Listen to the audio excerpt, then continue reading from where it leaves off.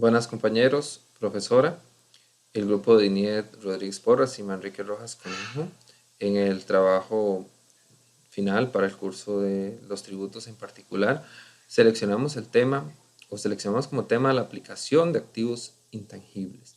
Esperamos que sean de utilidad para ustedes.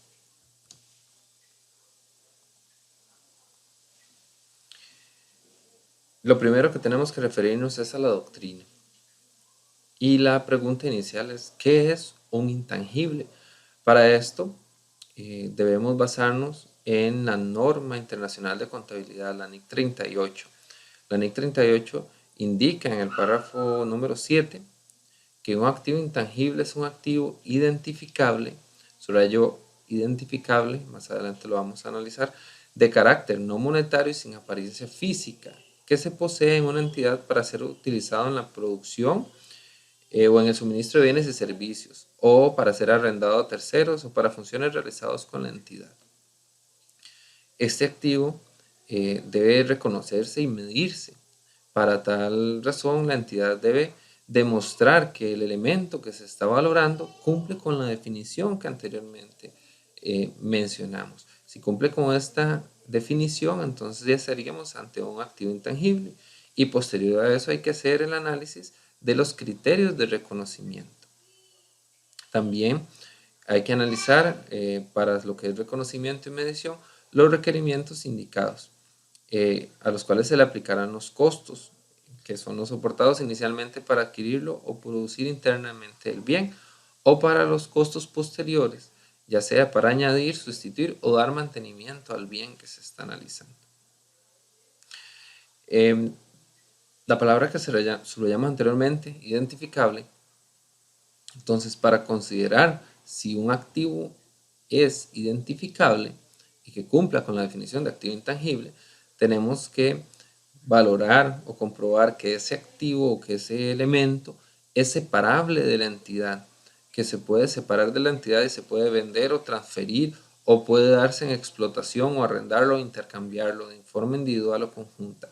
Esto garantizaría que ese activo es identificable.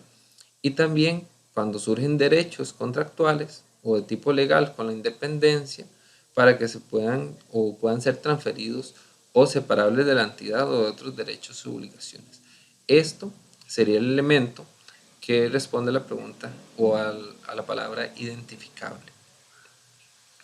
Con respecto a los elementos de reconocimiento, que habla la definición también, y que se deben considerar para analizar un activo como intangible, es si es probable que este bien o este elemento genere beneficios futuros atribuidos a él mismo. También que el costo pueda medirse de forma confiable y si es así, al inicio se medirá al costo. También, si un activo es adquirido de forma independiente, hay que considerar el precio de adquisición, incluyendo todos los aranceles e impuestos no recuperables y cualquier otro costo necesario para el uso provisto del mismo. Eso será parte de esa medición, de ese costo inicial.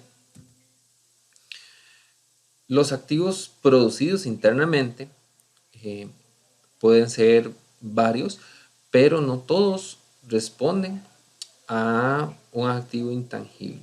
Por ejemplo, la plusvalía generada de forma interna no se puede considerar como activo y tampoco es activo intangible lo surgido en la etapa de investigación.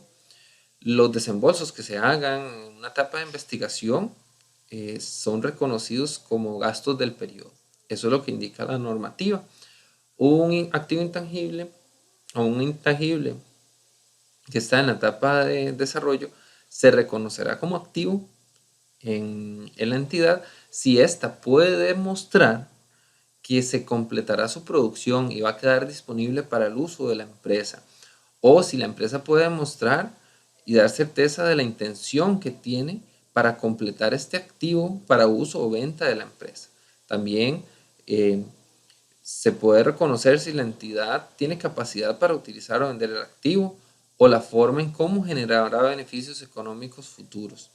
También la entidad deberá demostrar la existencia de un mercado para la producción o la utilidad interna de ese activo, aquella disponibilidad o recursos técnicos financieros y otros recursos para completar el desarrollo de ese proyecto que se convertirá en un activo intangible. También debe demostrar la capacidad que tiene la empresa para medir los desembolsos asociados al activo durante el desarrollo del mismo. Todos estos elementos para que ese activo intangible en la etapa de desarrollo se reconozca, siempre y cuando la entidad lo demuestre. También la normativa habla que no son activos intangibles las marcas, cabeceras de revistas, los sellos, editoriales, listas de clientes, entre otros. El costo de un activo intangible que se genera de forma interna es toda la suma de los desembolsos en los cuales se incurre en el momento en que se pueda reconocer como activo. Por eso había que demostrar en la filmina anterior la capacidad para medir los desembolsos asociados al activo durante el desarrollo. Y la norma establece una prohibición que no se puede reintegrar en forma de activos aquellos desembolsos que se hayan reconocido o registrado como gastos. Con respecto a la medición posterior al reconocimiento, se pueden utilizar dos modelos, el modelo de costo o el modelo de revaluación. El modelo de costo básicamente es que posterior al reconocimiento inicial se va a contabilizar el costo de ese activo intangible menos la amortización acumulada y menos el importe acumulado de pérdidas por deterioro en el valor de ese activo. El modelo de reevaluación es cuando de manera posterior al reconocimiento inicial un activo intangible se contabiliza por su valor revaluado, que es el valor razonable, menos la amortización acumulada y el importe acumulado de pérdidas por deterioro que haya sufrido. Eso se hace referenciándolo a un mercado específico con bienes o activos homogéneos o referenciándolo con compradores y vendedores que tengan precios disponibles en el público para poder determinar ese valor de mercado. Los activos intangibles van a tener una vida útil, que es el periodo que se espera que el activo sea utilizado o la cantidad de unidades que va a producir, pero esta vida útil puede ser finita o indefinida. En el caso de la vida útil finita, lo que va a evaluar es la duración o el número de unidades productivas u otras similares que constituyen la vida útil del activo. En el caso de la indefinida es que posterior a un análisis no existe un límite predecible para la generación de flujos netos de efectivo para la entidad. Entonces no se le podrá definir una vida útil, por eso se mantendrá con vida útil indefinida. Con respecto al tratamiento que establece la ley del impuesto sobre la renta en el artículo 9 establece cuál es el detalle para lo que son gastos no deducibles. En el inciso F toma en cuenta que lo relacionado con los intangibles en relación con los intangibles no se reconoce como gasto deducible, o sea, no es deducible todo lo que se paga por compra de derechos de llave, marcas de fábrica o de comercio, procedimientos de fabricación, derechos de propiedad intelectual o fórmulas de otros activos intangibles o similares, también las indemnizaciones.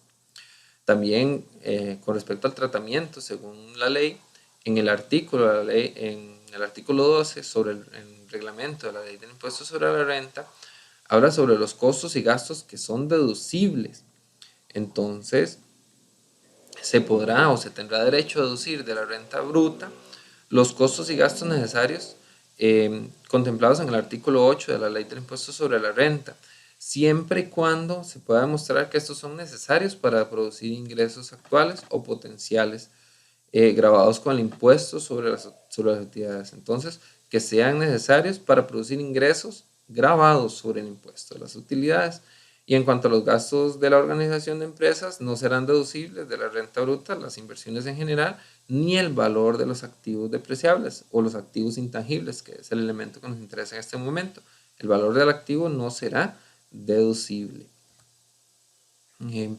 Después de analizar estos aspectos, quedan unas interrogantes, las cuales debemos tomar en consideración. Si existen interrogantes o qué interrogantes existen para determinar si un activo es intangible o no, o cuál tratamiento se le va a dar, lo primero que tenemos que hacer es, para interpretar de manera correcta, hay que ir a hacer un análisis de lo que dice la norma, la NIC 38, valorar si estamos ante un elemento que se puede considerar o que cumple los requerimientos para determinarse que es un activo intangible, de acuerdo a los elementos y la definición que da la NIC 38.